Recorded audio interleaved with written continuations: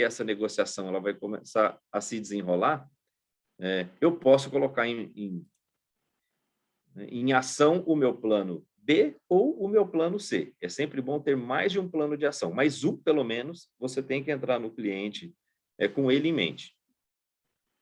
E aí você precisa fazer alguns questionamentos, né? Tudo o que eu sei a respeito do marketing, das estratégias do produto, é suficiente? E principalmente do cliente. Se o que eu sei é suficiente, ok. Mas se o que eu sei ainda não é o suficiente, o que eu preciso fazer? Eu preciso desenvolver um roteiro para fazer uma visita através de perguntas com sondagem. Eu vou levar a conversa para o lado que é exatamente obter as informações que eu ainda não tenho. E quando tudo aquilo que eu sei já é suficiente? Então, eu vou rever a grade de produtos, né? O que é prioritário? Se eu tenho mais de um produto para levar para o cliente, qual é o mais importante? Se eu tenho 5 produtos, existe uma grade de prioridade.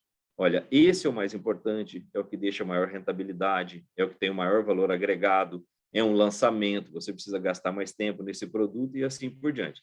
Qual é o segundo, o terceiro, o quarto, sucessivamente. Avaliar o potencial desse cliente, né? Quem eu estou visitando. Né? Ele é o cliente mais importante que eu tenho na carteira, ele está entre os clientes mais importantes que eu tenho na carteira, para que você consiga, durante o planejamento, fazer uma visita, planejar uma visita customizada, individualizada, personalizada para aquele cliente. Não dá para tratar todo mundo igual. Será que eu conheço bem esse mercado? Né? Qualquer tipo de informação que eu ainda necessite saber, eu preciso fazer uma pesquisa de mercado ou não? Já é um mercado consolidado, todas as informações que eu tenho, todas as estratégias de marketing são suficientes. E avaliar essas anotações da última visita. Importante que quando você não tem todas essas informações, é interessante você fazer essas perguntas, né, de sondagem e que sejam produtivas, para que você levante essas informações que estão faltando e você direcione essa venda, essa visita para o cliente, justamente para aquele caminho que você planejou. Vamos falar do segundo passo, que são as primeiras impressões, que também são de extrema importância para o nosso negócio. Aqui, a gente ainda, nós estamos sozinhos, vamos dizer assim, a gente não está dentro do cliente ainda para fazer uma visita e assim por diante. E por que são importantes essas primeiras impressões? Então, aqui eu cheguei para fazer a visita, mas não estou conversando com o meu cliente ainda. O que é interessante analisar? Dar uma analisada no ambiente, ver como funcionários da empresa se comportam, se é um ambiente mais amigável, se é um ambiente mais hostil, se o clima, né, é um clima mais descontraído ou se é um clima mais pesado. Com essas primeiras impressões, é possível mudar o seu planejamento, se for o caso. A gente nunca sabe, a gente planeja, chega lá, encontrar um cliente receptivo, que queira comprar. Mas algumas análises de ambiente, elas podem ser extremamente relevantes para que você consiga fazer uma mudança mais rápida para você ter uma visita mais assertiva. Então, essas análises, né, que a gente recebe, o que a gente percebe aqui? Aparência da empresa, fisionomia das pessoas, os temas das conversas enquanto você está esperando para visitar o cliente, secretária, outros funcionários e assim por diante. Muitas vezes, quadros, certificados, fotos, eles dizem alguma coisa sobre aquele cliente e nós também temos que nos preocupar com as imagens, com a imagem que nós vamos transmitir para o cliente. Né? E nessa hora, o que é relevante? Que postura e linguagem eu vou adotar para aquele cliente? Qual é o meu tipo de vestimenta? Como que está minha pasta? Se os meus materiais promocionais eles estão bem apresentáveis? Cuidado, né, com o uso do celular. Né? Hoje, ok, a gente acaba respondendo bastante mensagens ali pelo WhatsApp, mas é bastante comum a gente receber ligações também. Então, dependendo da ligação que você recebe e do tipo do assunto que você vai tratar, saia da sala de espera, vá conversar lá fora, não fique falando qualquer tipo de assunto, às vezes falando alto na sala de espera, né? Outras pessoas poderão ouvir o que você está falando, e muitas vezes pode ser confidencial, e sem contar que às vezes você está atrapalhando o ambiente. Então, utilizar o bom senso nessa hora é de extrema importância. Bom, feito o passo 1 e o passo 2, agora a gente efetivamente começa o nosso contato com o cliente, né, que é quando a gente entra para realmente visitar o cliente. Que é o que a gente chama de abertura. E aqui vocês viram que, além das ações do vendedor, a gente começa a ter as reações esperadas aí do cliente. Então, como todo bom vendedor, é importante você fazer ali o que a gente chama de quebra-gelo, né, que é um papo inicial para não entrar direto na venda, oferecendo o produto. E é aqui que às vezes você, com tudo que você observou lá fora, mesmo que seja a primeira visita para o cliente, com tudo que você observou, você consegue fazer um quebra-gelo para tornar o bate-papo, né, um pouco mais amigável. A gente só tem que tomar cuidado aqui nesse quebra-gelo para que ele não seja muito longo, né? Porque às vezes você fica se estendendo muito a um assunto, né, e na hora realmente de apresentar o produto, de fazer a venda, você acaba ficando com o seu tempo reduzido. Então é interessante você ter o time, né? O quanto que eu vou investir de bate-papo nesse quebra-gelo, só para estabelecer o rapport ali com o cliente e assim por diante. E perceber, através dos sinais ali não verbais do cliente também, se o assunto está agradando ou não e assim por diante. E do quebra-gelo, fazer uma transição para o negócio de maneira suave, né? Para que o cliente não perceba que você interrompeu totalmente um assunto que você estava abordando e, de repente, entrou em outro. O interessante é a gente manter essa conexão, né? Tentar, nessa fase ainda de planejamento e primeiras impressões, quando você monta o plano de ação, conhecendo o cliente, né, por observação das anotações anteriores, ou que seja a primeira visita pelas primeiras impressões, pensar num quebra-gelo e depois de que maneira que você faz essa transição aí para o negócio. Importante perguntar e escutar, porque fazer pergunta e responder no lugar do cliente não precisa fazer, pessoal. É interessante quando você faz uma pergunta para o cliente, principalmente se é uma sondagem e que você precisa daquela informação, ouça o que ele tem a dizer. Às vezes é difícil o vendedor se controlar, porque ele faz a pergunta já pensando no tipo de resposta que ele gostaria de ter. E às vezes ele pergunta e responde para o cliente. E aí você coloca o cliente numa situação muito confortável, porque você perguntou e respondeu para ele, ele só vai te responder com perguntas, com respostas fechadas, né? Sim ou não. E, na verdade, quando você quer fazer, né, uma sondagem, sim e não, não são as respostas que a gente quer ouvir. Então, é interessante perguntar e saber escutar. E durante o tempo que o cliente está te respondendo, é importante que você comece a processar aquela resposta e, ao mesmo tempo, você já comece a pensar na próxima pergunta, na próxima proposta e assim por diante. Qual que é o quarto passo? O quarto passo é ganhar o interesse do cliente. E o que você espera quando você ganha o interesse do cliente? Que ele revele. E ganhar o interesse do cliente, você precisa fazer com que ele revele o que são os motivadores, e não que ele tenha aquelas respostas automáticas. Por isso é importante você fazer perguntas inteligentes, né? Agir com profissionalismo, né? Obviamente, demonstrando simpatia, sendo empático com o cliente, dar sequência na última visita, principalmente quando já é a terceira, quarta visita, para não ficar aquela impressão que é sempre a primeira visita. Você sempre chega abordando um assunto diferente. É difícil você construir relações que acabem levando para o fechamento da venda em si. Então, é importante dar essa sequência na última visita. Buscar a concordância do cliente, é claro, né? Identificar e explorar esses motivadores, né? O que motiva o cliente a comprar o produto ou a não comprar o produto. É importante você identificar. E aplicar a técnica, né, correta de abordagem, de convencimento e assim por diante. E aqui vai uma dica, né? Muitas vezes você faz a abertura, você envolve o cliente ali no quebra-gelo, o assunto está muito legal. Quando você começa a falar do seu produto para ganhar o interesse, às vezes o cliente ele fala: "Cara, eu estou com muita pressa hoje. Se você puder ser muito breve, eu vou agradecer, porque tem um monte de vendedor aí fora para eu atender e eu estou atrasado", e assim por diante. Essa hora você tem que fazer uma ponderação. Se você tiver, por exemplo, produtos que já sejam do cotidiano, que ele já é um cliente que compra, ok, você pode atender a necessidade dele e ser mais breve. Mas se você tem um lançamento de um produto para fazer e o cliente faz uma ponderação dessa, estou com pressa hoje, estou cheio de vendedores,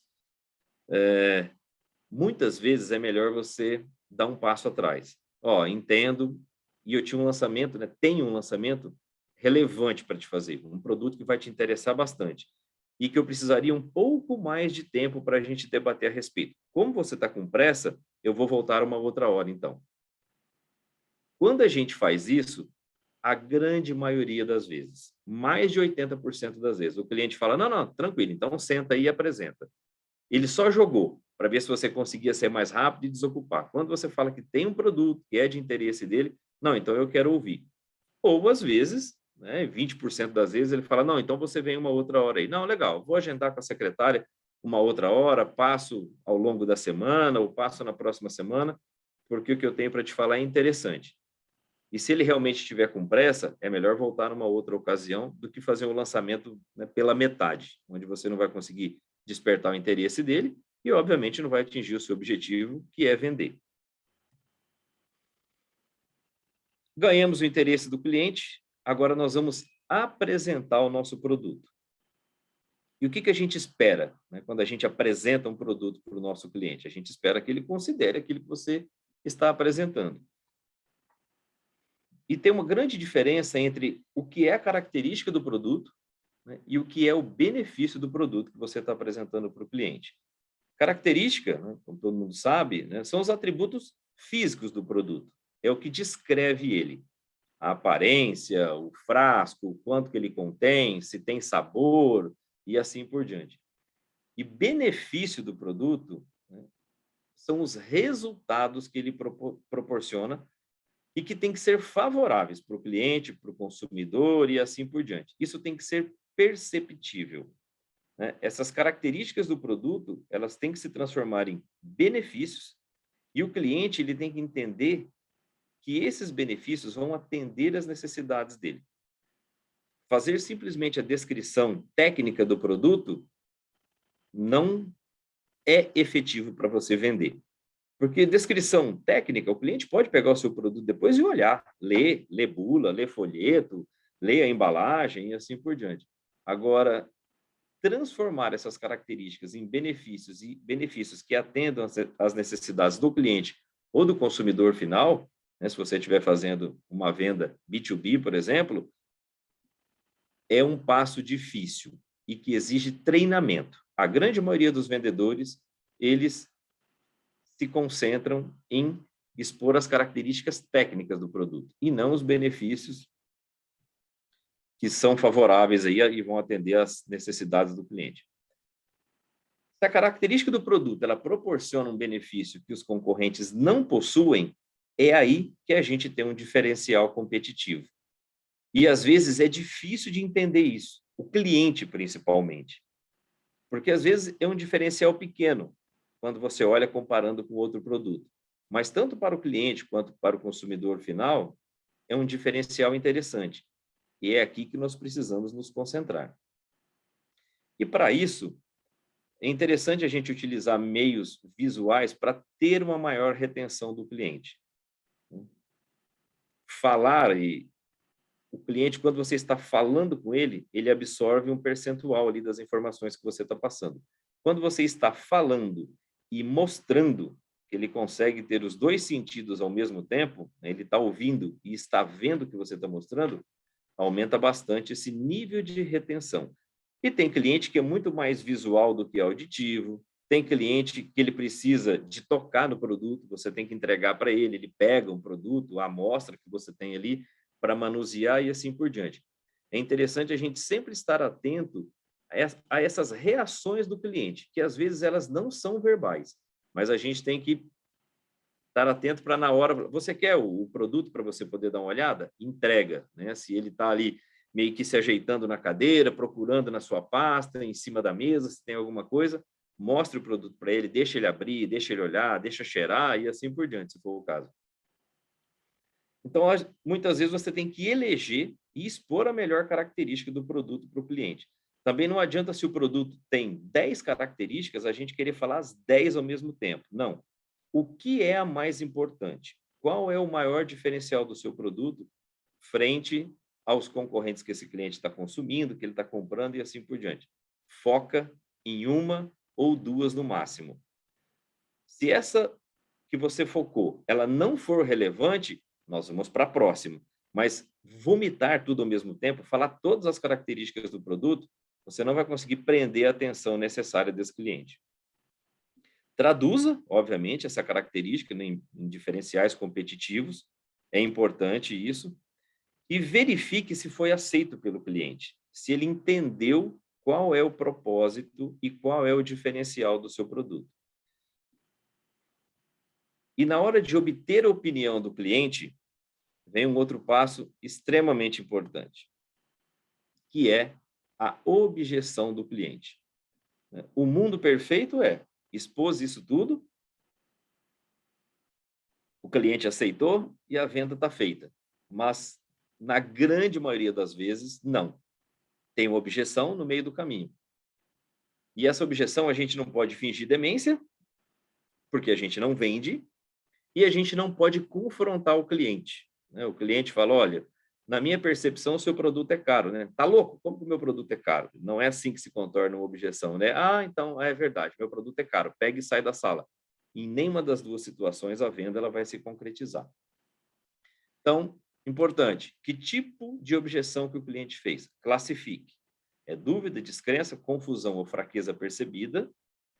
E como que a gente vai tratar essas objeções?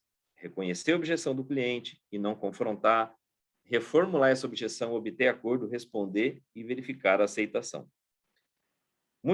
Muita gente fala, né, que o bom vendedor ele é um cara que tem sorte nas vendas. Nossa, fulano tem muita sorte nas vendas. Todo mês ele atinge os resultados. Mas vender não é sorte. O que existe é técnica e competência. Então, vamos falar um pouquinho, né, das objeções. Tipos de objeções. Seu produto é similar a outros produtos que eu já utilizo.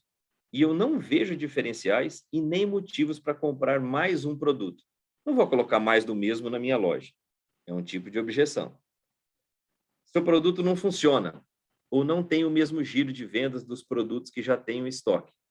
É outro tipo de objeção muito comum de quem não quer colocar mais um produto, gerar experimentação e assim por diante. Seu produto não possui o mesmo rendimento ou tem cheiro desagradável, o sabor não é bom, a coloração não é boa, a textura é ruim, quando eu comparo com o produto X. Seu preço é mais caro. Isso é o que a gente mais ouve, né, do nosso cliente, do comprador. Não, seu preço é muito caro. A margem que seu produto deixa, ela é baixa comparada com outros produtos que eu tenho aqui e assim por diante. Então, selecionei aqui alguns tipos de objeções, né? Obviamente, existem vários outros tipos e vocês que estão me assistindo e que trabalham com venda sabem, existe uma infinidade. Mas, quando você vai classificá-las, elas vão ficando dentro, né, de uns ranges de objeção, vamos dizer assim. São muito parecidas. E como que a gente trata isso? É aqui que a gente aplica a famosa técnica dos 5 passos, né, para tratar as objeções. Tem uma piadinha que é bastante interessante, né, que os vendedores falam, a hora que o cliente fez a objeção, eu apliquei a técnica dos 5 passos. Ah, você tratou? Não, dei 5 passos para trás, abri a porta e fui embora. Não é essa que a gente quer aqui. A gente quer fazer a venda efetivamente. Então, vamos lá. O cliente fez uma objeção. Olha, é muito importante você ter me relatado o seu ponto de vista e a sua opinião a respeito do meu produto. Veja se eu entendi da forma correta o que você está me dizendo. Na sua opinião, você não está conseguindo identificar os diferenciais do meu produto quando compara com os outros concorrentes que você já comercializa, você utiliza. Você diz que é mais do mesmo, né? É isso mesmo? Eu entendi da forma correta a sua opinião sobre o meu produto? Isso, é isso mesmo. Eu não vejo diferenciais no seu produto. Não, legal, né? Respondendo ao cliente. Realmente são muitas informações e é comum acabar confundindo. Imagina o tanto de vendedores, tanto de produto que te oferecem todos os dias. Mas eu vou te mostrar novamente o meu diferencial quanto aos concorrentes. Veja que essa tecnologia ou esse benefício para os clientes, para os consumidores, somente o meu produto tem. E discorra sobre esse diferencial novamente para o vendedor, já no momento tratando objeção. E depois verifique a aceitação sobre isso. Diante dessa abordagem, né, sobre o meu produto e essas novas perspectivas de aceitação por parte dos clientes. Acabei de te falar os diferenciais agora e você reconheceu. Vamos fazer um pedido inicial agora? Então, você volta lá em qualquer uma dessas objeções que foram feitas, se ele é similar, se na percepção dele não funciona, se não rende o mesmo, se tem cheiro diferente, sabor, coloração, se o preço é caro, se não tem margem, se a margem é baixa. Para qualquer uma dessas, você aplica essas técnicas aqui, que é de reconhecer a objeção, e aí você encaixa ela aqui, reformula a pergunta para o cliente, é dessa forma que eu entendi, busca, né, a concordância dele, está correto? A sua opinião sobre o meu produto é essa mesmo que você me falou? Responde buscando qual é a tecnologia ou o benefício que a gente consegue encaixar para aquela objeção que o cliente fez e, no final, verifica a aceitação dele. Diante disso tudo que a gente conversou agora e essas novas perspectivas que eu te mostrei, né, você reconsidera meu produto? Vamos fazer um pedido inicial? E se vier outra objeção em cima disso, volta lá na técnica dos 5 passos, que tipo de objeção que ele fez, e a gente sempre vai contornando dessa forma, trazendo para o nosso produto e nunca confrontando, e muito menos desistindo, obviamente. Para isso, pessoal, é importante que a gente tenha um caderno de objeções. As objeções, elas surgem naturalmente, né, ao longo do processo que você está tentando vender algo para alguém, né? E o cliente, o comprador, ele não enxerga da mesma maneira. Isso é um processo natural no mundo das vendas e que tem que ser encarado. Ele não pode ser ignorado, porque é daí que sai o sucesso. Então, o que eu gosto de fazer muito com os meus times? Todas as objeções que são feitas por clientes, elas são relevantes. Por quê? Porque na cabeça do cliente é esse o entrave. Muitas vezes você ouve a objeção e pensa o seguinte: mas isso não tem nada a ver esse tipo de objeção. Mas para ele é relevante. É aquilo que está impedindo que ele faça uma compra ou que ele consuma o seu produto. Então, assim, é necessário a gente montar um caderno de objeções. Todas as objeções possíveis realizadas por clientes. Então, cada vendedor ele vai trazer ali quais são as objeções que ele mais enfrenta nos clientes dele com relação ao produto A, B, C ou D. É trabalhoso essa etapa, mas lá na frente os frutos que você colhe são muito bons. Monta esse caderno de objeções, compila essas informações, porque a grande maioria das objeções elas vão ser muito similares por parte dos clientes, e aí você vai ter, né, um manual. Que tipo de objeção os meus clientes fazem a respeito dos meus produtos? Tendo isso compilado, né, e no caderno de objeções, vamos dizer assim, vamos para o treinamento. Esse é um passo muito importante. Não adianta conhecer as objeções e não treinar a equipe. Como contornar essas objeções? Como fazer com que o cliente entenda que a objeção dele era relevante na cabeça dele, mas que nós temos a solução, o nosso produto se encaixa, não é aquilo que ele estava pensando, é possível comercializar o nosso produto, nós não somos mais caro, nós podemos deixar uma margem de contribuição melhor e assim por diante. Agora, nem sempre isso tudo está pronto, né? Às vezes, quando o cliente faz objeção, a gente precisa voltar para dentro das empresas e rever as estratégias do nosso produto.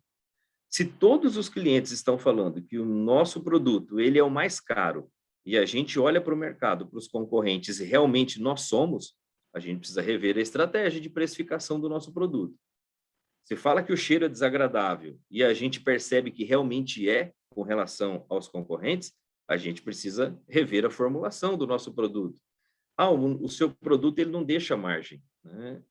Você não é o produto mais caro do mercado, você tem preço similar aos seus concorrentes, mas a margem que você deixa é muito baixa. Eu prefiro comercializar os outros.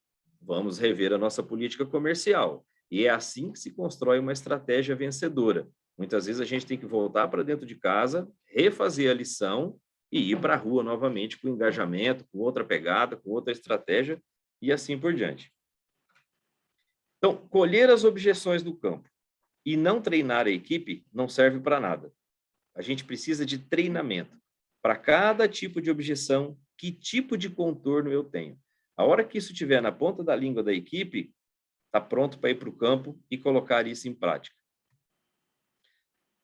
Agora, muitas vezes, a equipe ela passa por essa fase de treinamento, mas ela ainda não está apta, né, para ir para o campo. E muitas vezes você precisa ter a certeza de que esse treinamento foi efetivo para a sua equipe. Então, o que é importante fazer? Criar uma rotina de treinamento para a equipe de vendas. Essa rotina ela pode ser mensal, ela pode ser bimestral, ela pode ser quinzenal, pode ser semanal, vai depender da necessidade de cada empresa e de cada equipe. Avaliar os resultados, né? E isso eu coloquei mensalmente, mas pode ser quinzenal, semanal e assim por diante. Então, eu treinei a equipe, ela foi para o campo, ela colocou em prática aquilo que a gente fez e quais os resultados nós estamos colhendo disso? Por região, por setor, por produto, por vendedor. Então, a gente tem vários tipos de análise para fazer.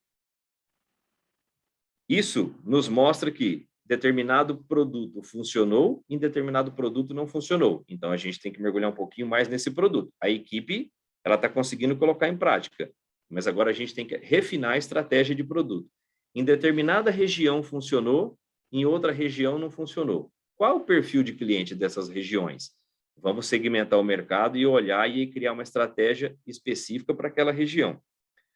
Determinados vendedores tiveram sucesso, determinados vendedores não tiveram sucesso. Vamos reforçar o treinamento dessa equipe que não está alcançando o sucesso que a gente traçou e objetivou e assim por diante. E é interessante, eu gosto muito disso, de fazer treinamento baseado em cases reais de clientes. E avaliar situações de êxito, obviamente, mas avaliar também as situações onde a gente tem dificuldade. Essa dificuldade e esse êxito, eles estão focados em perfil de produto, perfil de vendedor, perfil de cliente, perfil de região e assim por diante. A gente começa a estratificar e começa a ser ainda mais assertivo. E colocar esse treinamento em prática, né, nas visitas aos clientes. Não adianta nada fazer um treinamento extremamente assertivo dentro de casa e quando vai para o cliente, você não coloca isso em prática. Você nunca vai saber se a efetividade ela não está acontecendo por conta do treinamento que não está bom ou por conta, né, dos seus vendedores que não colocam esse treinamento em prática.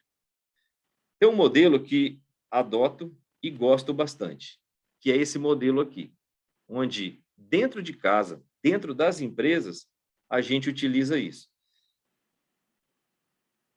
Um vendedor, né, ou qualquer outra pessoa, faz o papel do cliente.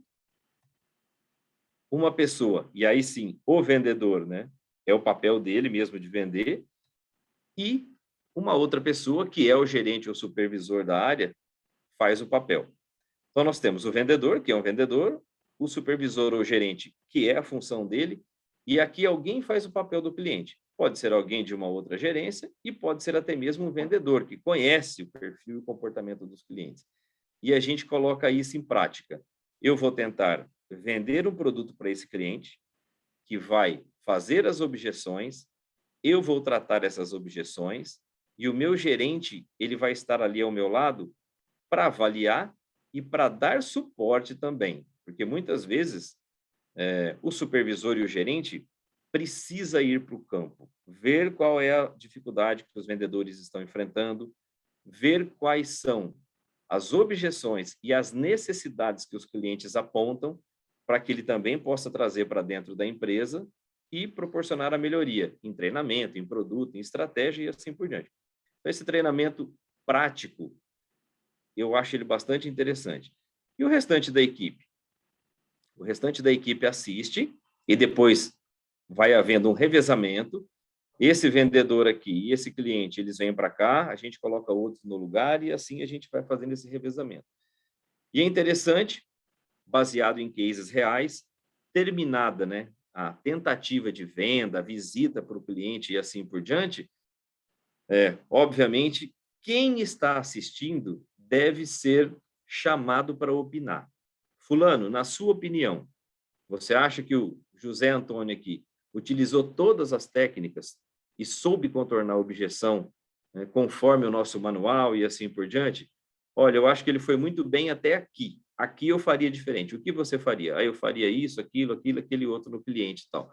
E é assim que a gente vai amadurecendo esse processo de treinamento, onde todos participam e todos eles vão conseguindo absorver o que esse vendedor fez de muito bom, né, esse prospecto de visita ao cliente, onde, na opinião deles, poderia ter sido diferente. E você vai criando esse ciclo de treinamento onde todo mundo está envolvido. E todo mundo tem que passar por isso, fazendo o revezamento e assim por diante. É exaustivo? É. É difícil de implementar, principalmente quando você traz a ideia? Às vezes. Porque acha que vai ficar exposto, o restante da equipe vai estar me olhando, o meu gerente vai estar ali me avaliando, mas depois que isso se torna, né, um ciclo virtuoso de treinamento dentro das empresas, é muito bom, porque todo mundo vai sair daí e vai ver que há um ganho, né? Esse treinamento serve para quê? Para o vendedor ir para a rua e para vender mais. Ele vendendo mais, ele vai ter um ganho melhor, a empresa vai prosperar e assim por diante. Isso que eu chamo de ciclo virtuoso. Bom, passado pelo passo de tratar as objeções, né, nós vamos para o passo de comprovação, e é onde a gente espera que o nosso cliente tire as dúvidas dele. Então, para isso, você pode apresentar respaldo para suas afirmações. E esses respaldos, eles podem ser verbais ou podem ser até mesmo escritos. Depende do que você quer levar. Quando você tem uma estratégia de sucesso em determinado cliente, é óbvio que você quer fazer com que essa estratégia seja implementada em outros clientes. E muitas vezes, quando você tem um cliente difícil, um cliente de potencial, que você consegue colocar um produto lá dentro, quando esse cliente permite que você possa utilizá-lo como bench, né, citá-lo como referência, é muito interessante. Vamos pensar aqui na região, né? Uma região que a gente tem, né, várias cooperativas, vários produtores rurais e assim por diante. Então, se uma cooperativa de relevância aqui da região de Toledo, ou um produtor rural, dependendo do tipo de produto que vocês querem vender, estou citando esses dois exemplos, mas tem N outros aqui. Ele está satisfeito com o produto que vocês, né, estão comercializando com ele, e ele autoriza você a utilizar, né, ele como citação, como referência, é interessante. Se ele é um formador de opinião, né, se ele é um, palavra da moda agora, um influencer, utilizem isso com a autorização dele. Muitas vezes muda o comportamento de outros clientes. Ah, então o fulano de tal está comprando, está consumindo seu produto, e eu também não posso ficar atrás, então. Você pode utilizar respaldo escrito para isso, dependendo do tipo do produto que você comercializa, né, citando dados estatísticos. Aqui você pode trabalhar com dashboard para mostrar para o cliente, por exemplo, o cliente X fez uma compra do meu produto, já está no terceiro mês de comercialização, olha os ganhos que nós estamos proporcionando para ele e assim por diante. Você pode também trazer, dependendo do tipo de produto que você comercializa, né, algumas sinopses de palestra, levar algumas inscrições para seminários, artigos, releases e assim por diante. Então, pode ser um respaldo verbal ou pode ser algo escrito.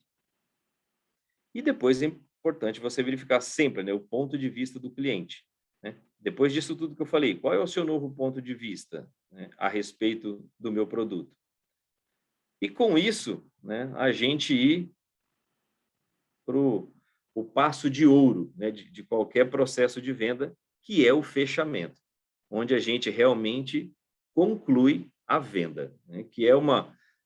Se todos esses passos foram respeitados, foram executados com maestria, né? Vamos pensar num cenário ideal, onde tudo deu certo, a tendência é que você consiga concluir a venda, tirar o pedido, colocar o produto no cliente e assim por diante. Uma vez que aconteceu a venda, né, que o cliente aceitou isso tudo, é interessante a gente propor ações, né, porque senão fica parecendo que a gente estava aí só esperando o pedido. A hora que ele fez o pedido e te entregou, você some da frente dele, né? Não, propõe ações para mostrar que você continua muito interessado nele. Se for o caso, né, ações de experimentação, o uso em teste de produto. Eu fiz um pedido aqui de 10 unidades. Então, eu vou deixar, né, mais uma, duas ou três unidades, depende da política de cada empresa, para você utilizar como teste, para você experimentar o meu produto. É importante quantificar isso. Se eu te deixar 2 unidades para você fazer alguns testes com os seus clientes, e o produto tiver o êxito, né, e o sucesso proposto, qual seria um possível pedido, né, para uma próxima visita? Se hoje pediu 10, seria possível pedir 15, pedir 20 e assim por diante? Sempre buscando isso aqui, aumentar o valor do pedido no cliente, obviamente. Dá para propor e discutir projetos especiais, dependendo da relevância do cliente. E é sempre interessante, depois de um primeiro pedido, né, uma venda com êxito, você propor uma visita de acompanhamento, se for o caso. Olha, a semana que vem, eu sei que o seu pedido ele é mensal, né, e você fez um pedido aí para 1 mês, para 2 meses, mas a semana que vem eu vou passar aqui para te fazer uma visita, só para coletar informações, ver quanto que você conseguiu vender na primeira semana, qual foi a percepção aí dos consumidores e assim por diante, dos clientes finais. Isso mostra que você está atento, né, e que você não queria simplesmente tirar o pedido, virar as costas e ir embora. Você está considerando o cliente. Ele é importante para você, né, e você quer transformá-lo num cliente ativo. Se for o caso, dependendo do tipo de produto que vocês trabalham, ofereça suporte técnico para o cliente. Olha, eu posso voltar a semana que vem, trazer um técnico lá da minha empresa, para que ele possa falar um pouquinho mais a respeito do produto, do uso, trocar experiências com você e assim por diante. Porque com isso, né, além de estabelecer essa troca de valores, você cria razão para uma próxima visita. E para finalizar, é importante, depois que você fez a venda, obviamente, você também acompanhar esse cliente. Então, essa análise pós-visita, pós-venda, ela é de extrema importância. Através de quê? Registre tudo de relevante que ocorreu, para que na próxima visita, lá no planejamento da próxima visita, quando a gente voltar aqui para esse passo 1, você tenha esses registros, você sabe de onde você parou e de onde você vai partir. Depois que saiu do cliente, né, eu não fiz um planejamento aqui, eu não tracei um plano de ação, eu não tinha um objetivo, certifique-se de que realmente esses objetivos foram atingidos, ou se em algum momento desses passos aqui houve um entrave e você não conseguiu evoluir, você não conseguiu contornar da melhor forma e assim por diante. Estabeleça novos objetivos para a próxima visita imediatamente, porque de repente a visita é só daí 1 mês. Em 1 mês você já visitou tantos outros clientes que às vezes você não vai ter uma memória tão boa assim para lembrar de tudo que aconteceu. Então é importante que isso esteja registrado. E aquela velha pergunta que todo bom vendedor faz, né? Foi bom, mas poderia ter sido melhor? Onde eu poderia ter melhorado? Isso é de extrema importância. Se você prometeu alguma coisa para o seu cliente, cumpra. Cumpra de imediato. É assim que você vai surpreender ele, é assim que você vai criar essa relação de confiança para uma próxima visita, né? Isso, muitas vezes, vai surpreendê-lo. Porque você poderia me trazer 2 exemplares aí do seu produto para eu utilizar como experimentação e assim por diante? Poxa, eu não tenho aqui, mas depois eu vou deixar para você. Tá bom. E aí passa um mês e meio, e você não levou lá. Então, assim, ó, surpreenda ele. Mesmo que você não estiver no carro, dê um jeito de passar no outro dia, ou passar mais tarde, deixar, e assim por diante. É dessa forma que você começa a estabelecer essa relação de confiança com o seu cliente, e ele passa a te enxergar com outros olhos. Olha, de 10 que prometeram, ele foi o único que trouxe. E lembrem-se, né, que a venda é um processo contínuo. Né? Tirar um pedido com êxito uma vez, ele precisa se repetir 2, 3, 4, 5 e assim por diante. A gente quer que o cliente ele seja aquele cliente fidelizado. Então, essas informações da pós-visita são essenciais para que a gente consiga cumprir esses compromissos, e principalmente que você dê sequência na sua próxima visita, né? Para que não fique parecendo sempre que você está visitando ele pela primeira vez. O que é fundamental? Conhecer muito bem o que você está vendendo. Então, por isso que o treinamento de produto ele é de extrema importância. Se você conhece muito bem o produto e você alia isso às habilidades de venda, frequência de visita, todo mês eu visito ele, ou toda semana, ou a cada 15 dias, depende do tipo de cliente e de venda que você faz. E sequência, né? Sempre que eu visito, eu dou sequência no que eu estou fazendo, é um passo muito importante para que os clientes consigam fixar os produtos, né, e que você seja, obviamente, bem sucedido aí nas suas vendas. Pessoal, o bate-papo de hoje, os slides que eu havia separado, né, para a gente conversar aqui são esses. Muito obrigado aí pela atenção de todos. Aqui estão os meus contatos. Vou deixar um pouquinho na tela aí para que vocês possam anotar. E essa apresentação também eu enviei para o pessoal do Bioparque. Então, ela é pública, né? Caso alguém queira, é só pedir aí depois para a Juliana que ela envia para vocês. E agora, esse momento final aqui, a gente reserva para caso alguém queira abrir o microfone, abrir a câmera e fazer algum tipo de comentário, tenha alguma dúvida, para que a gente possa trocar aí algumas experiências. Muito obrigada, Bianchi, parabéns pela apresentação. Então, eu vou aproveitar o momento, até que não surjam as perguntas, para lançar a pesquisa de satisfação no chat. Aí reforço que é muito importante para nós aqui do Bioparque. E dizer também que a aula vai ficar gravada no canal do YouTube do Bioparque.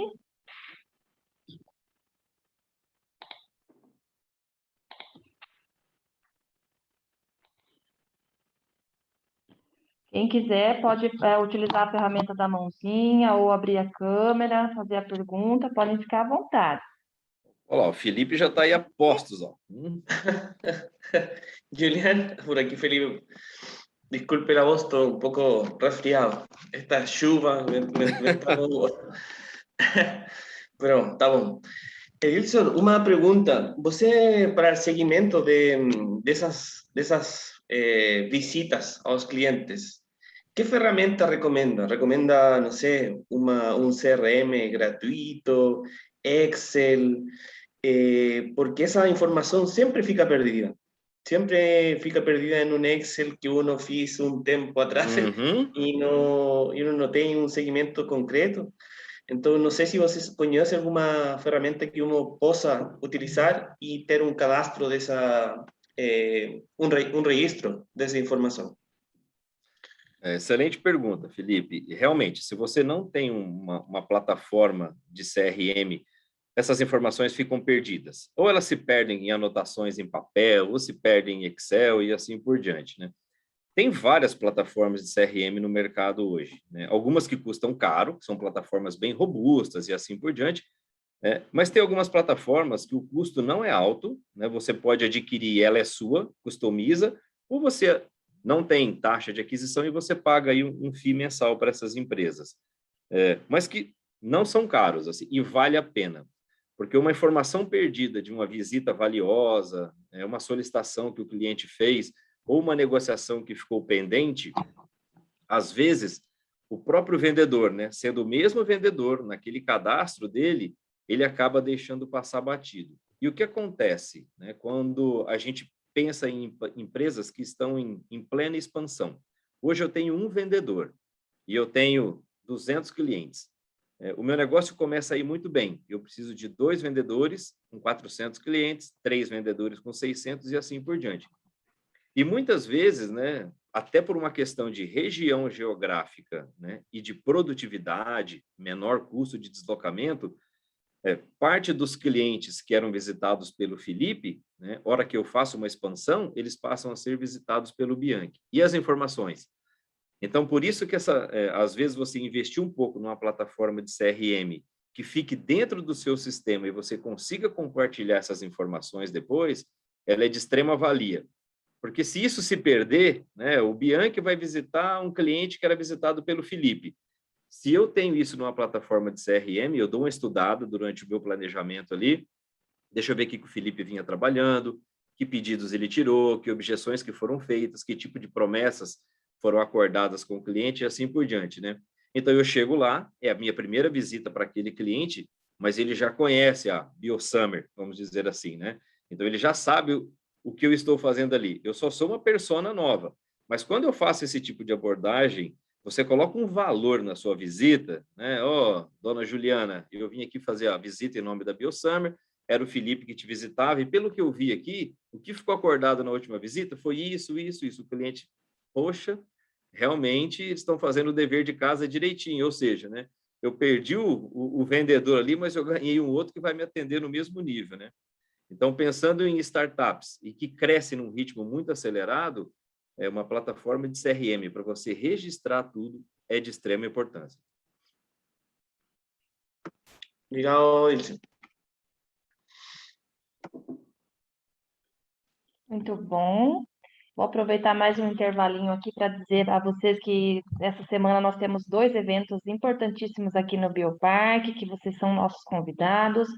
No dia 7/10, nós temos uma palestra de orientação de saúde mental para gestores, como os gestores lidam com colaboradores em situação de vulnerabilidade psicológica, no anfiteatro da UFPR, às 8h30 do dia 7. E no dia 8, nós temos o Circuito BPK, onde as empresas Biogênesis, Bioalgas e Agrum irão apresentar seus produtos e serviços para o ecossistema. Teremos também, às 9h30, o lançamento do selo de excelência do Bioparque. Será um evento bem interessante. E temos, por fim, o encerramento do primeiro ciclo da incubadora Bioparque. As empresas que irão finalizar o seu ciclo, irão apresentar como foi a trajetória nesse período que estiveram aqui conosco. Então, estão todos convidados. Hoje nós estivemos sem o WhatsApp, então a nossa comunicação ficou um pouco comprometida, mas acredito que amanhã a gente vai conseguir fazer os convites oficiais. Então, nós ainda temos tempo, caso queiram interagir ou falar de alguma questão de vendas que talvez não tenha sido abordada, podem ficar à vontade. Bom, o Helder está com a mão levantada aí.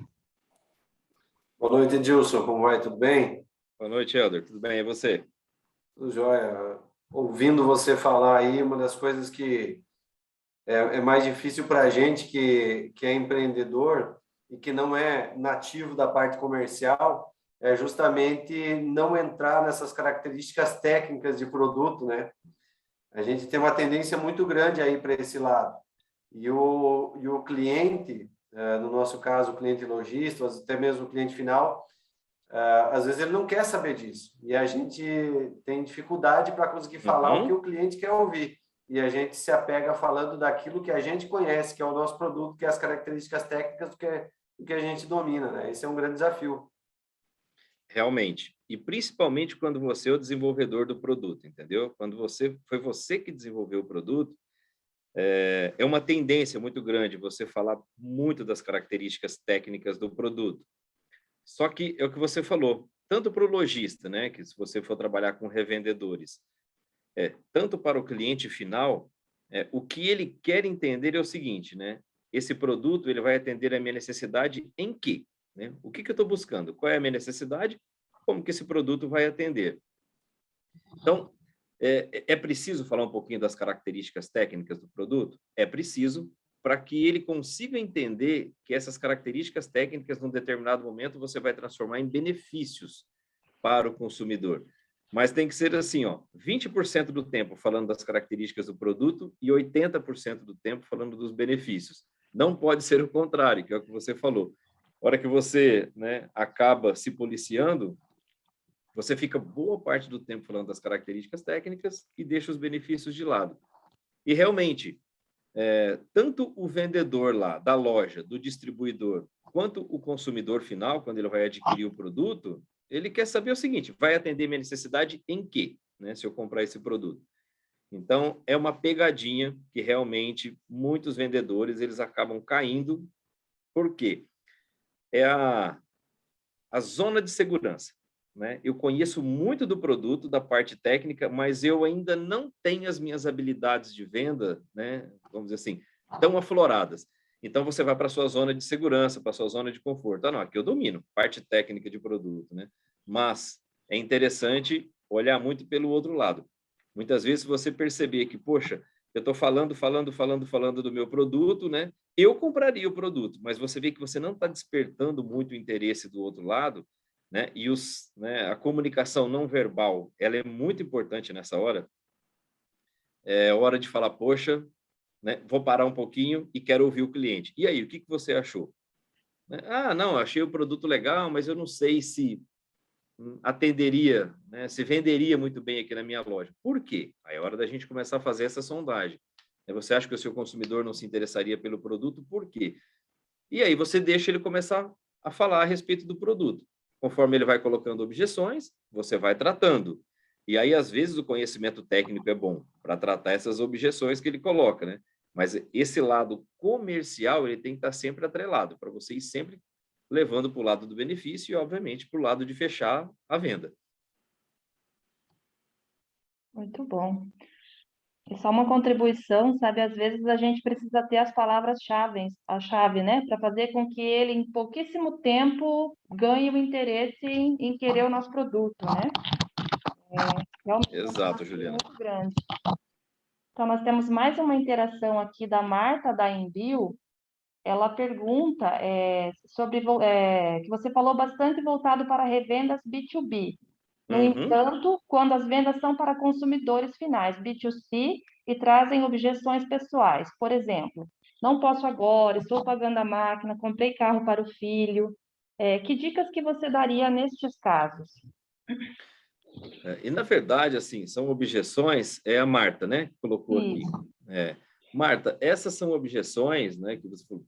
Realmente eu falei bastante de venda B2B. Quando você vai para a venda B2C, esses motivos, vamos dizer assim, pessoais, eles estão sempre atrelados ao não fechamento, né? A meio que te colocar de lado ali.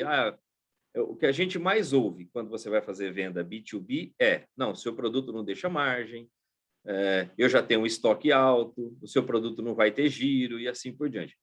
Quando você vai para o consumidor final, eu estou apertado, né? Essa é a primeira coisa que eu falo, eu estou apertado, eu estou sem dinheiro, agora eu não posso e assim por diante.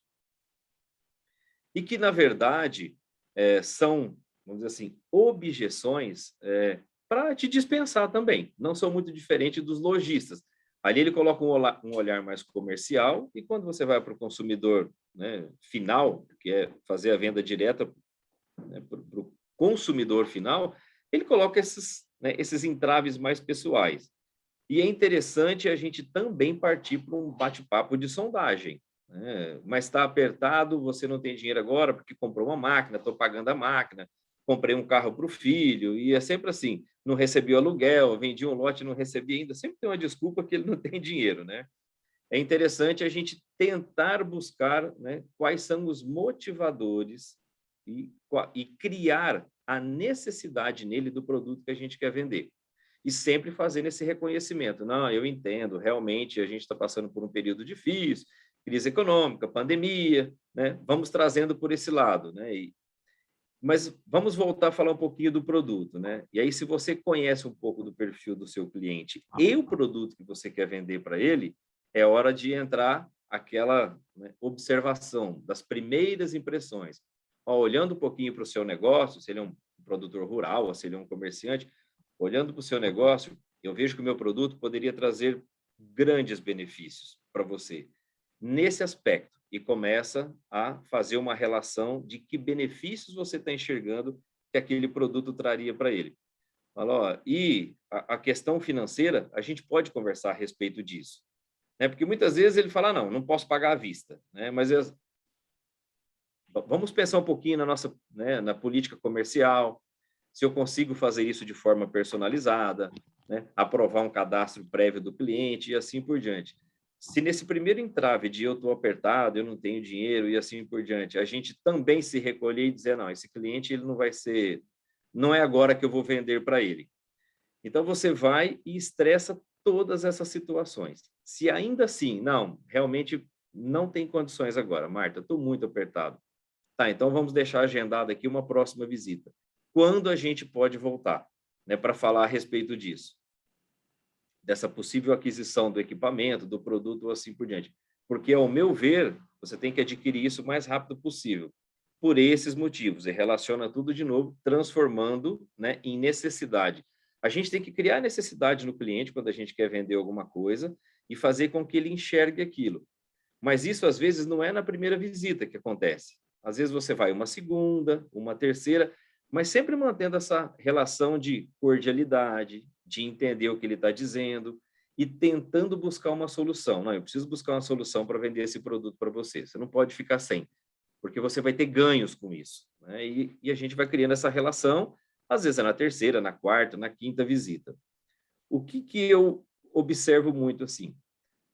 Passou de 6 meses, às vezes 1 ano, visitando o mesmo cliente e ele não fez nenhum tipo de compra, nenhum tipo de pedido, é interessante, numa determinada visita, a gente chamar um pouquinho para o lado pessoal, né? Eu estou te visitando já há 8 meses, há 9 meses, você é educado, me dá atenção, né? Mas até hoje não saiu nenhum tipo de pedido. Eu quero saber, né, é o produto que eu estou te oferecendo ou é algo pessoal? É comigo? Eu não estou sabendo te atender direito e tal. Sabe dar aquela provocada no cliente assim, de maneira educada? Não, imagina, não é nada contra você. Mas o que acontece então? Né? Porque eu não consigo tirar um pedido, não consigo vender. E você sempre fala, não, seu produto é bom, seu produto é bom, mas você não consegue tirar. Né? Você não se torna um cliente ativo. Muitas vezes isso muda a chave, Marta. O cara fala, poxa vida, até hoje não comprei nada dela, né? Vou fazer um pedido inicial aqui. Ou, às vezes, a gente toma a decisão. Olha, muito obrigado, aqui está o meu cartão, se você precisar de alguma coisa, você me liga, eu vou te atender, né? Só que daqui para frente você começa a direcionar os seus esforços para um outro tipo de cliente. A gente tem um limite de insistência, né? Visitar o cliente durante tanto tempo, se ele não faz nenhum tipo de pedido, a gente tem que colocar outro no lugar. Sim, tranquilo. Condiz com o que eu tenho feito aí. O rapaz falou, Boa. me lembrei de uma venda aí, ele falou assim, não, tô apertado e tal, comprei carro pro filho e tal, vamos deixar para o início do ano que vem? Eu falei, não, tudo bem, depois de muita conversa, né? Não, tudo bem, daqui a 2 meses já é ano que vem. Falei, nós voltamos a conversar, porque ele compra um produto, mas não compra o outro, Sim. então, Uhum. entendeu? Então é ir levando devagarinho e tal, mas tô no caminho certo, eu acho que é isso mesmo. Legal, que bom. Obrigada. Obrigada, Imagina. Marta. Obrigada, Bianchi. Temos mais uma pergunta do Emerson, da Transform Tech. Para a venda de software, por exemplo, onde há muito intangível no produto, como mostrar o diferencial e trazer valor para o nosso produto e serviço? Uhum. Boa pergunta, Emerson. Realmente, software é um deles, né? É um dos produtos que você vende que realmente o cliente não pode tocar, não pode pegar, não pode ver e assim por diante. Então, para vender, né, plataformas e assim por diante, é um desafio, mas é um desafio muito bom, porque você tem que criar uma proposta de valor naquilo ali, né? Não dá para chegar lá e falar para o cliente, ó, aqui está o meu software. Você tem que provocar ele para que ele sinta uma vontade muito grande de experimentar aquilo. E muitas vezes, eu vou me colocar um pouquinho no lugar de cliente agora, né? Como a minha chegada na Prati é muito recente, tem 2 anos que eu montei a unidade de negócio de prescrição médica e a gente vem em constante evolução com prescrição. A gente precisa contratar muitas plataformas, né, que o core da Prati era genérico e agora com prescrição a gente precisa, né? O Felipe acabou de falar, uma plataforma de CRM robusta, nós tivemos que contratar, né? E a gente precisa contratar outras plataformas que no dia a dia vão dando mais agilidade, diminuindo o trabalho e o esforço humano, né? E colocando, né, uma parte muito mais tecnológica e assim por diante. E sempre que alguém me oferece algo, né, que ele me mostre que poderia, né, atender a minha necessidade, obviamente tem toda essa apresentação comercial e assim por diante, mas eu sempre peço um período de degustação do produto para falar o seguinte: olha, eu gostaria, me interessei, eu acho que vai atender a minha necessidade que você está me oferecendo, só que eu não posso adquirir, né? E depois de um período falar assim, poxa, não é aquilo que eu queria. O que eu sempre proponho?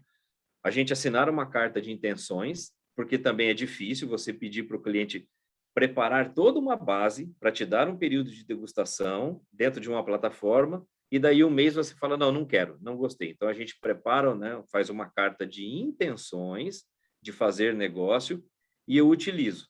Vou te dar um exemplo bem recente, né, que eu estou, inclusive, na sexta-feira agora, a gente vai, né, dar a resposta e bater o martelo, onde um cliente nos ofereceu uma plataforma que a proposta dele era atender uma necessidade nossa. Ficamos um mês rodando, um mês e meio ele deu de degustação. Nesse um mês e meio, a gente estressou todas as possíveis entraves, variáveis que poderia acontecer. E ele foi nos dando as soluções. Não tem solução e assim por diante. E a gente ficou convencido que realmente a solução dele de software é muito boa e vamos bater o martelo na sexta-feira agora. Então, muitas vezes, né, como é intangível, se você não provocar o cliente para degustar a sua plataforma, realmente colocar a mão na massa, ver como é que funciona, se ela realmente vai operacionalizar, se ela vai otimizar processos, às vezes fica difícil a gente convencer só numa apresentação comercial e só numa conversa de vendas. É uma dica que eu te dou, se isso é possível fazer com o seu software, né? E também, assim, não dá para você colocar um período de degustação para todo mundo sem uma carta de intenções, né? Pelo menos uma carta de intenções tem que ter. Por quê? Às vezes os clientes, me dá por um mês gratuito. E aí ele vai lá no TI dele e fala, ó, a solução é essa, desenvolve aí, entendeu? E aí você que teve todo esse trabalho fica a ver navios, né? Então é uma relação comercial. Uma carta de intenções também não garante que você vai fazer a venda, né? Mas ela já começa a estabelecer uma relação de negócios, vamos dizer assim, com a empresa. Não sei se eu consegui te responder, se era isso que você gostaria de ouvir.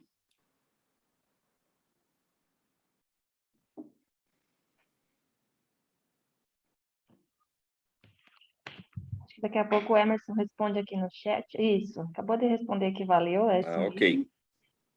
Mas realmente, né, vendas é um universo particular. Cada dia é diferente. A venda do mesmo produto para o mesmo cliente, dependendo da fase do mês ou da demanda que o cliente tem, é diferente sempre, né? Então, sempre vai requerer novas habilidades, novas competências.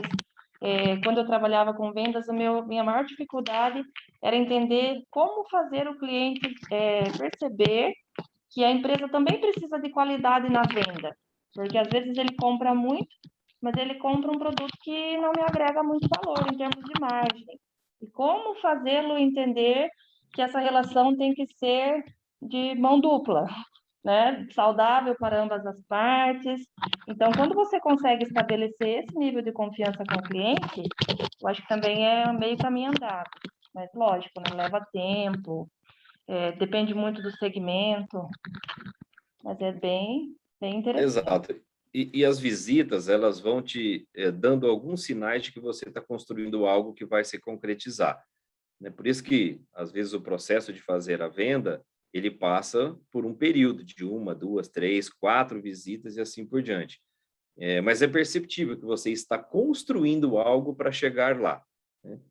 Assim como o contrário é verdadeiro também. Quando você começa a perceber que você está investindo tempo desnecessário naquele cliente, que ele não consegue demonstrar nenhum tipo de interesse, às vezes é hora de partir para essa estratégia que eu comentei ali com a Marta, né, ó, fico à disposição, mas buscar algum cliente que realmente consiga, né, trazer o retorno esperado. Cliente bom é cliente que compra, não tenha dúvida. Então, pessoal, vou lançar novamente a pesquisa, que eu acho que eu estava fazendo uma comunicação só com o Helder aqui no chat, tá? Peço perdão, ele acabou me sinalizando aqui. Agora estou lançando, até se vocês puderem confirmar, se conseguem visualizar a pesquisa Sim, novamente. agora está aqui para todo Agora mundo. sim, tá? Desculpa aí. Então, nós temos mais alguns minutinhos, caso mais alguém tenha alguma contribuição.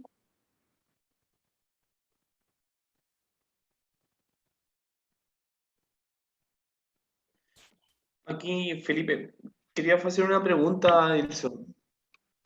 Para o segmento de CRM, de objeções, a ideia é tentar fazer uma avaliação de cada uma delas, por exemplo, porque muitas pessoas, como falava Marta, têm uma coisa de dinheiro, tempo, Uhum. qualidade, pode ser benefícios.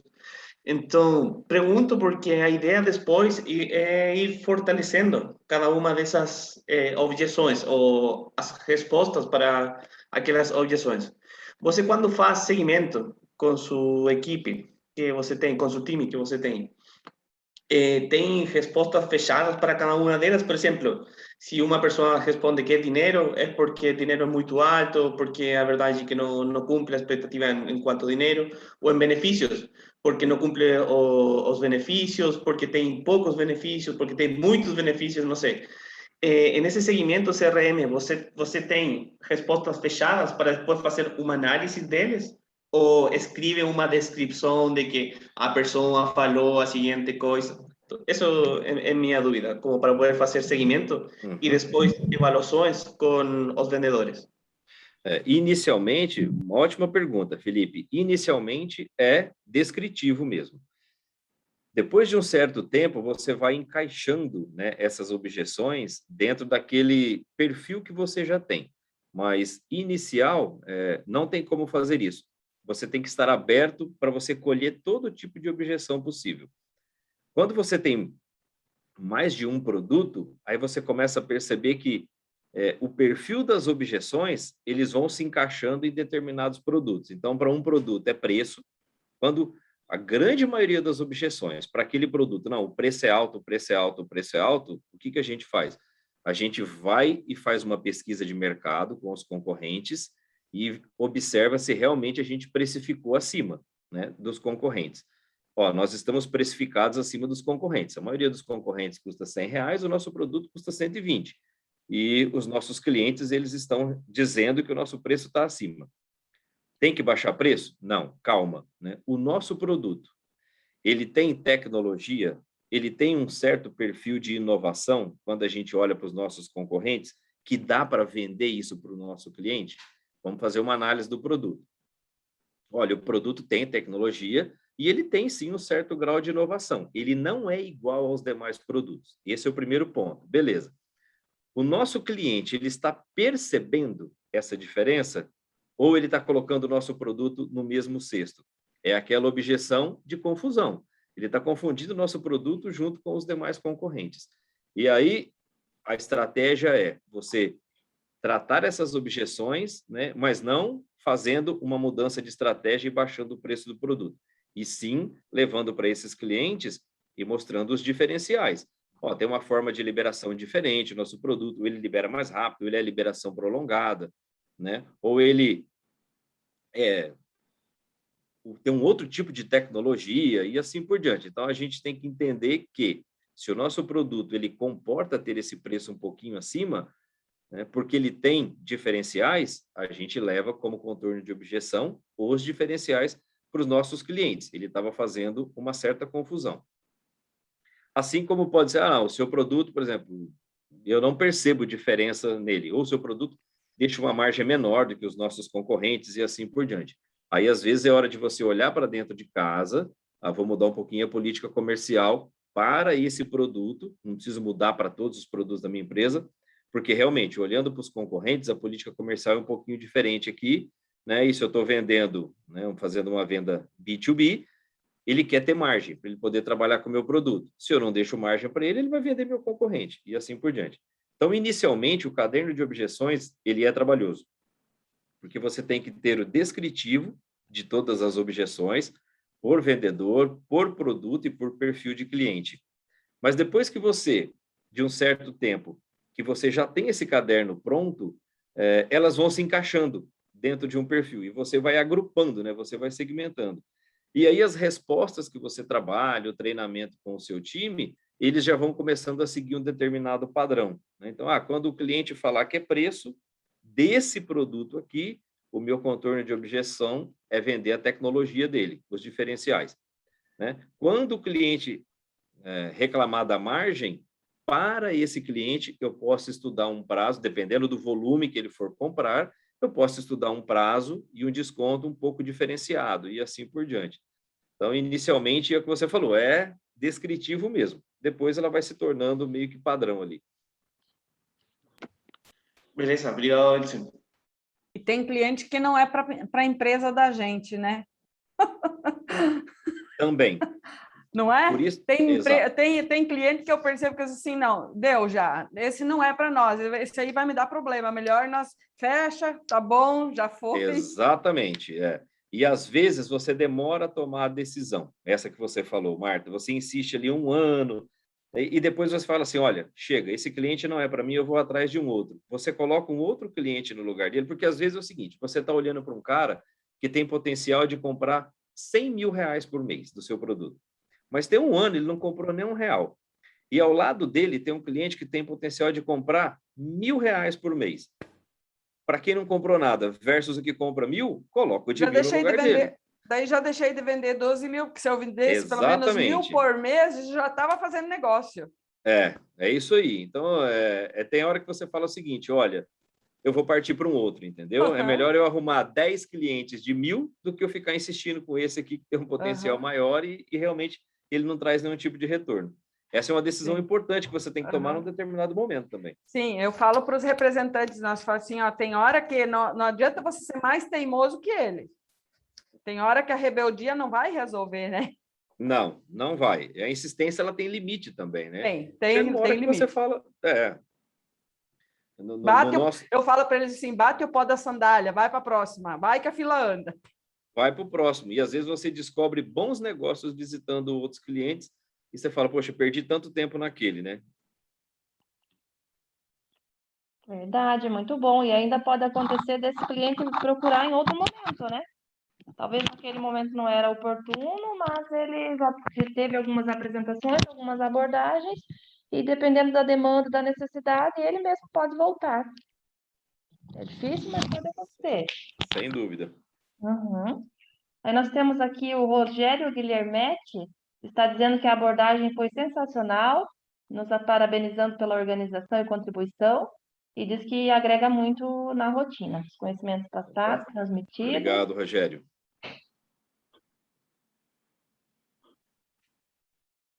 Então, pessoal, eu acredito que é isso. Queria agradecer mais uma vez ao Bianchi pela disponibilidade em prontamente atender o nosso pedido. Agradecer às empresas residentes. Reforçar o convite, então, para o dia 7, o evento de orientação de saúde mental para gestores, aqui no Bioparque, às 8h30, no auditório da UFPR. E no dia 8/10, nosso circuito BPK, com o lançamento do selo de excelência do Bioparque e também o encerramento do primeiro ciclo da incubadora. Essa sexta-feira, 8h30, aqui no Bioparque. Então, desejo a todos uma boa semana. Até mais. Tchau. Obrigado, pessoal. Obrigado pelo bate-papo, discussão muito rica. Obrigado aí pelo convite do Bioparque. Nos vemos em breve. Um abraço e boa noite. Obrigada a todos. Obrigado, boa noite. Tchau. Tchau, tchau.